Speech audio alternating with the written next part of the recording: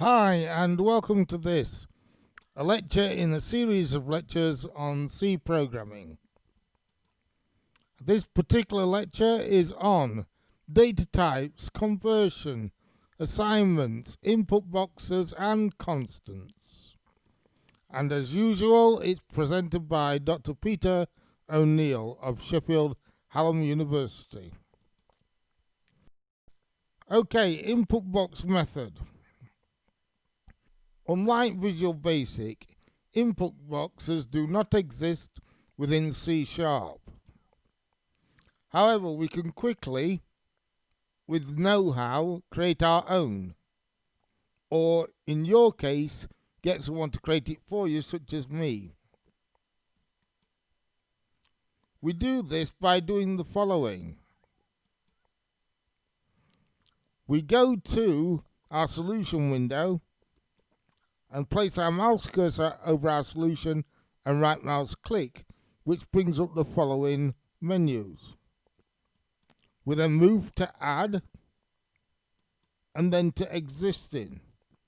This has done the assumption that you have already downloaded the class that is required off the blackboard, which is mydialogues.cs file, and downloaded it to your own machine. You then click on existing and you can load it in from that way.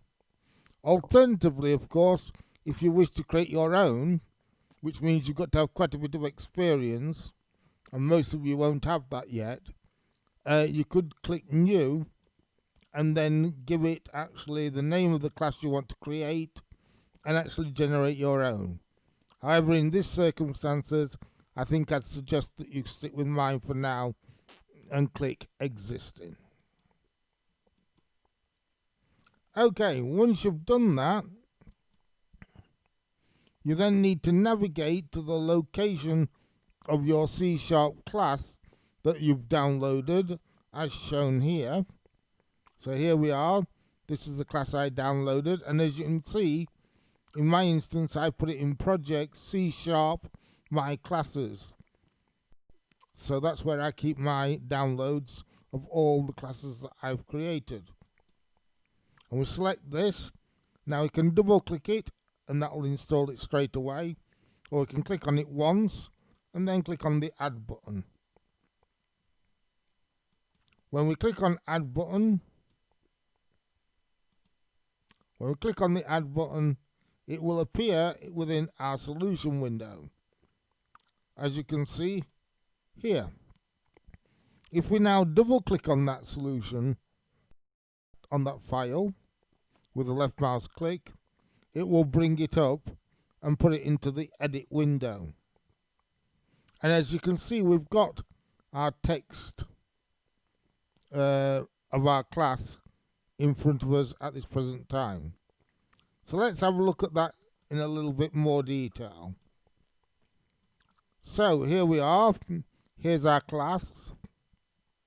You see it says class mydialogues, and we've got 3 instantiations of this method called InputBox. Okay, this is something called overloading a method. So the first one that I'm showing here is overloading the third method, which I will get to in a moment. Right? Now, in some books, these are called methods. In some, they're called functions. We tend to call them methods within C#. As you can see, it is a public static string that is returned, that comes from the left side when you call, and the input box has got the open brackets, string, prompt, text, close brackets. That means that we actually send one parameter to this method. Within the method, we then set string default value will equal open speech marks, close speech marks, semicolon, and then we return the input box which is a call to our third one, with open brackets, open speech marks, close speech marks, comma, prompt text, comma, ref default value. And in both of the first two instances, we actually call the third instance. Okay? But in all instances, we return the static string. So this is our second instance being called. You'll notice this time that we're actually calling it with two parameters, not the one. So previously we're a text prompt. Now it is with the title and the text prompt. And finally, the third one, which is the one that all of them call,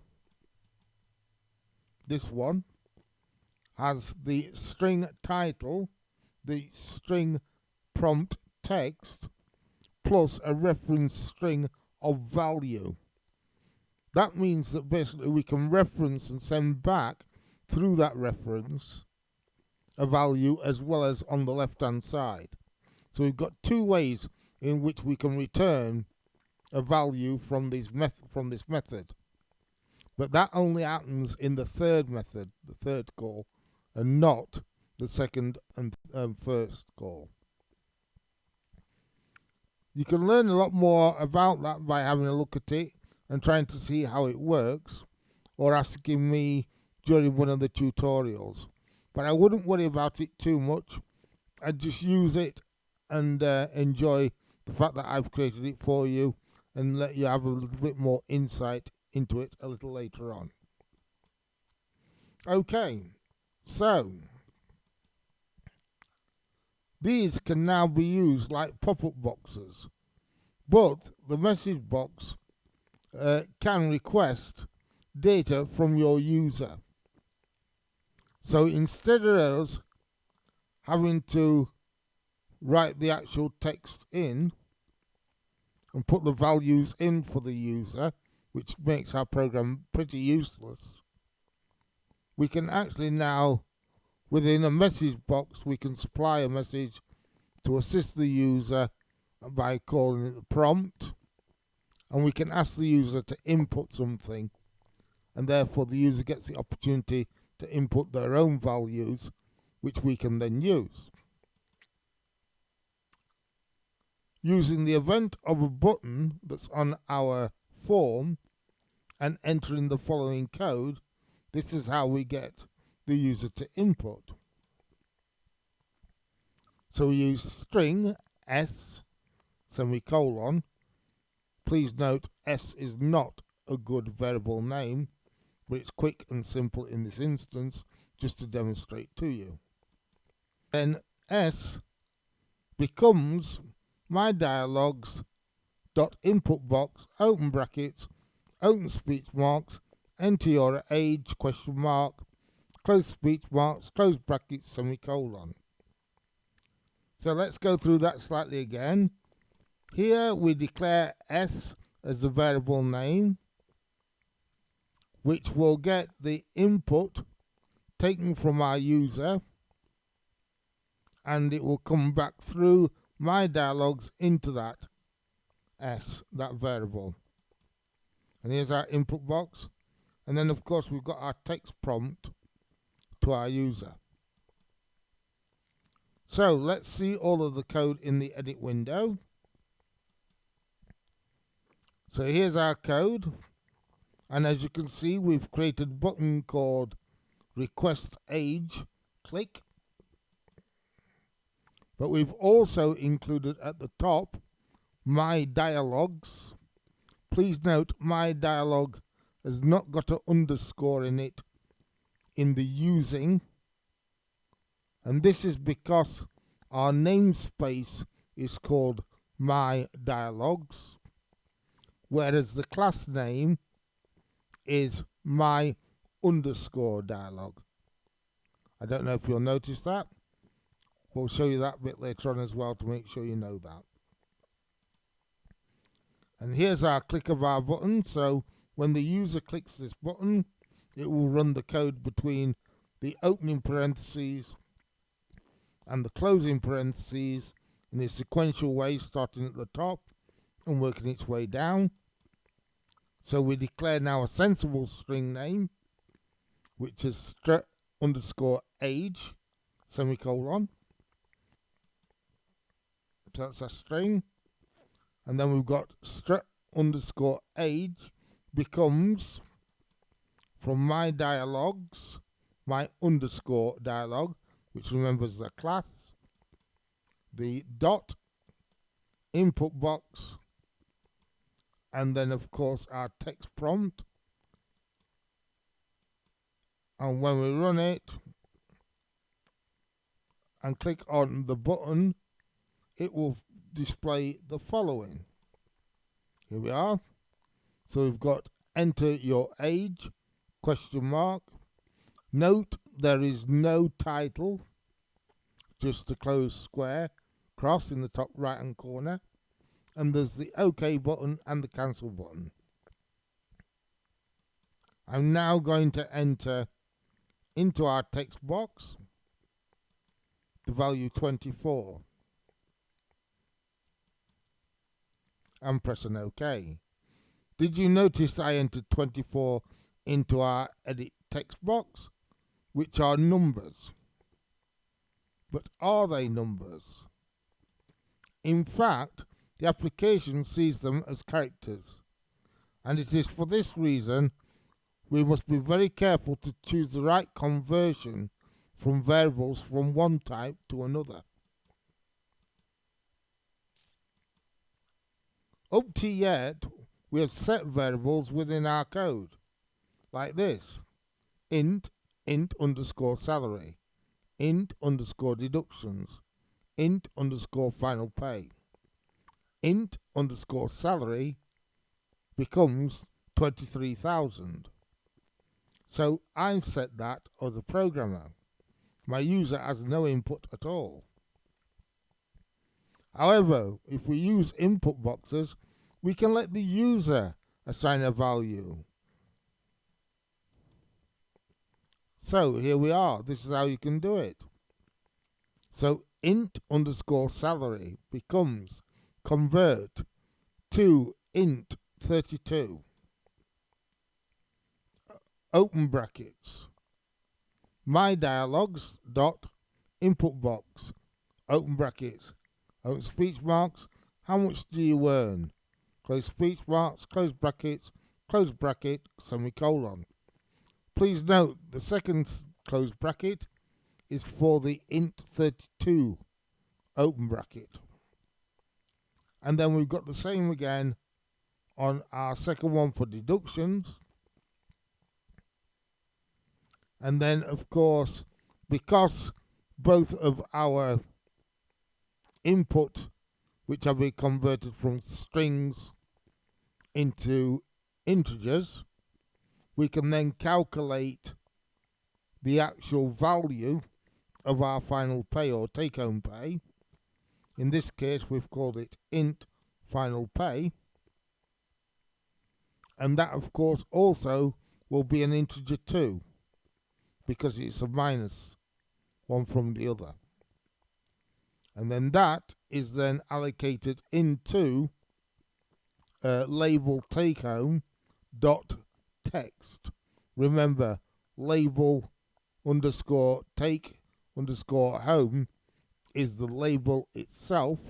The dot text is the variable which is of type string that we will load our result into. In this case, we are putting your take-home pay will be £, and then we're concatenating to the end of it int final pay. Please note that this is a bad way to do it.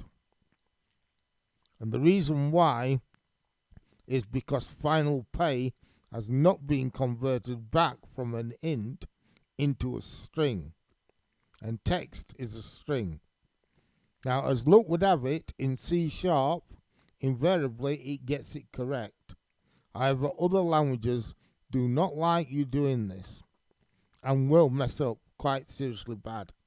So I would recommend that you learn to convert always and don't leave it to the machine to do it on your behalf. This way you ensure integrity.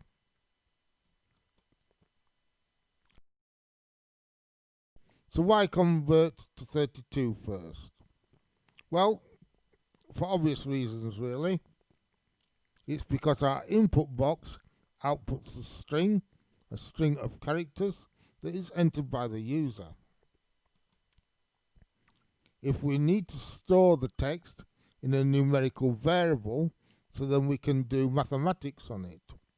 Sadly, you can't say what's character A minus character B. It doesn't work. It's got to be a number. So therefore, we convert them into the numbers, do our mathematics, and then we should convert them back into a string to display them. This ensures the integrity of our variables, both in conversions from characters to integers, or doubles, or floating points, whatever you want to call them, and also back from those back to the string itself so it can be displayed. So it's very particular with regards to using them for mathematics, for example. Type conversion. Right, let's say for example, and give you a true example of why converting is so important that you get it right. And it's one of the reasons why you have to think about what type of variable should I be using for a particular task. What if you want to do height? For example, 1.94 meters. This into integer, this would unfortunately get truncated down to a whole number, which is not very good. I mean, particularly in this instance, we go from 1.94 to 1. Where would this be a problem? Well, take this for example. This is the tallest lady in the world, and this is the shortest lady in the world. Suddenly, our tallest lady becomes our shortest lady, and all because we truncated the values. Obviously, the largest lady in the world won't be too pleased about that, because she'd no longer be the largest lady. In programming, we need to be aware about the types of variables that we're using and how we should get them converted, as I've said, to ensure their integrity. As I say, this can often happen automatically, but the rules are slightly different depending on the languages.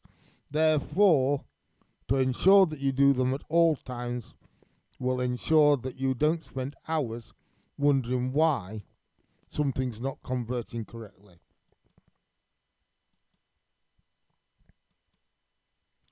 What if we declare these and then assign them as below?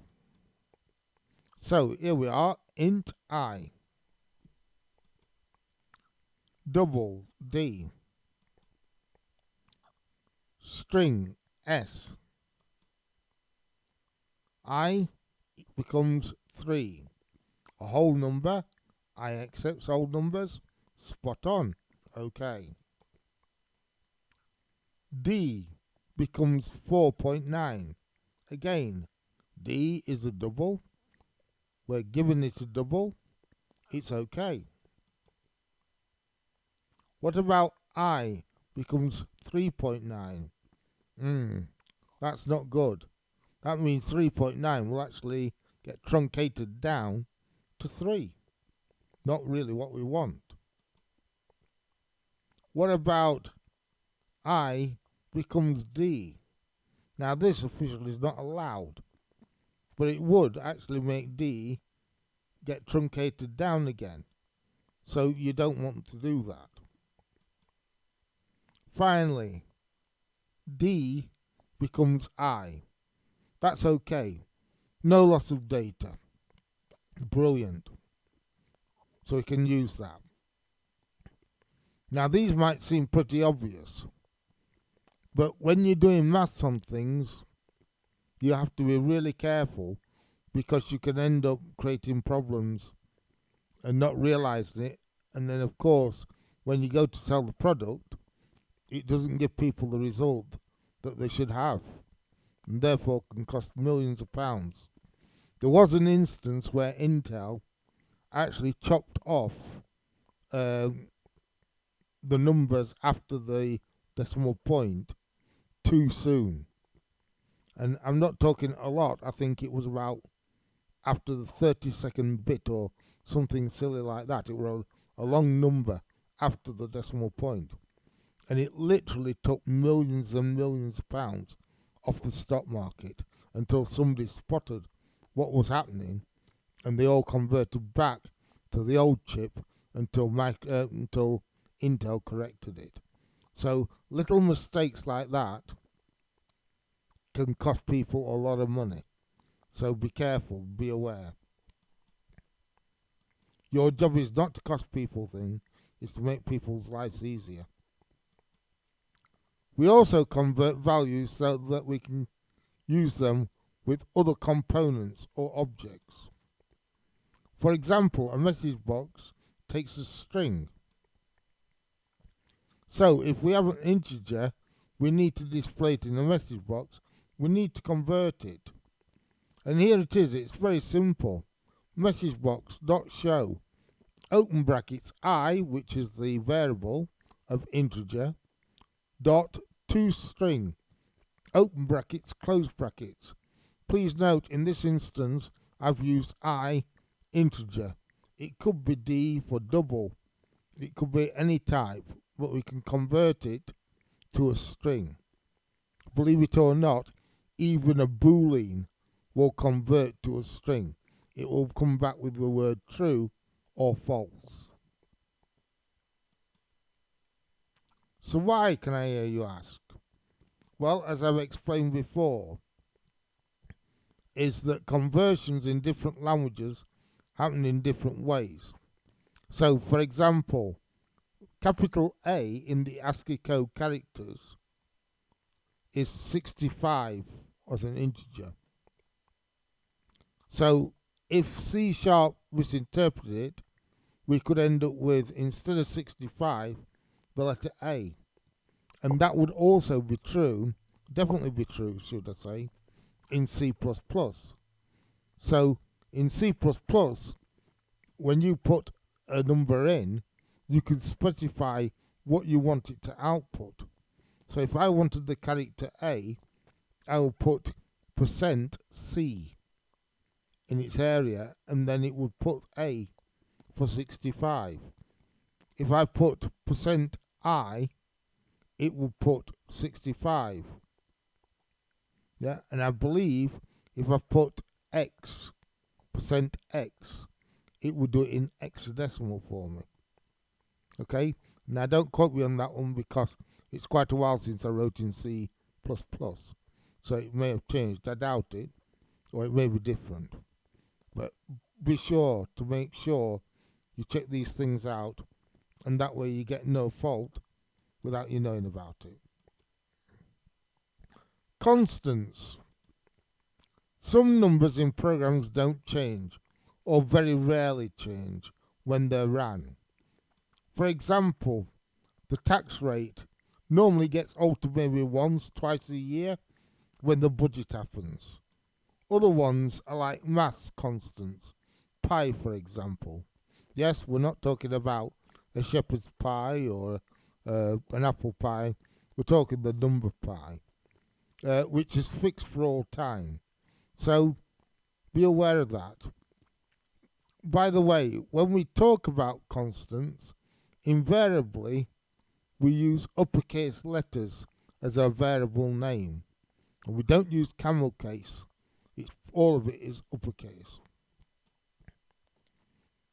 So in C#, we can express a non-changing variable by using the statement const,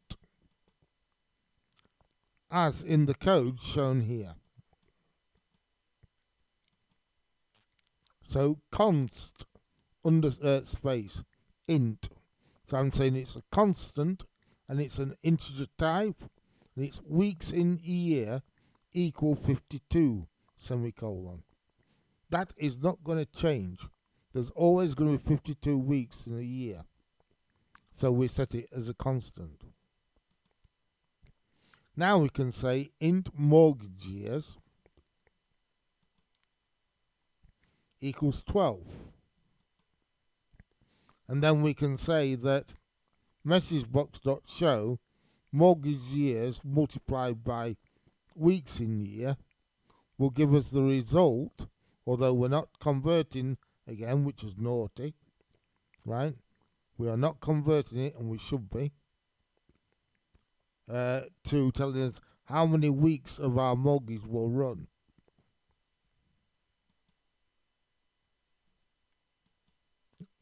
Notice also here I'm using the comments, put extra comments in just to let you know what's going off. So please make sure you do that. Also, mortgage years and messagebox.show should end with semicolons. I don't do them all because, as you can see, the PowerPoint presentation, I don't want you just to copy it and paste it in to the actual Visual Studio and run it. I want to make sure that you understand what you're doing, and therefore you will find that even within the book there are some errors on purpose left there for you to find and fix. We could, of course, just write it simple like this. So messagebox.show mortgage years multiplied by 52. The only trouble with that is it leaves us open to mistakes.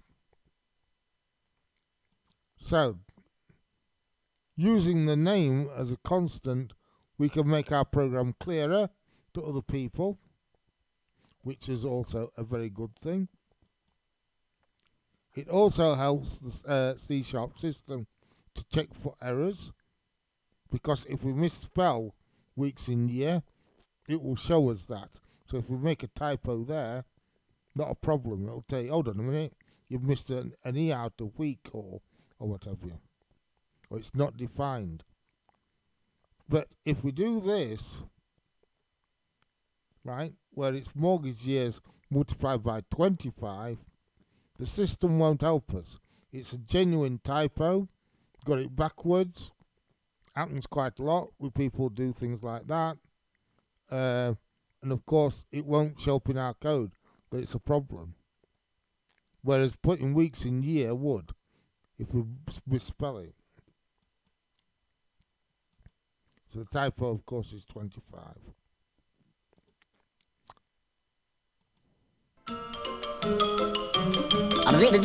That's all, folks.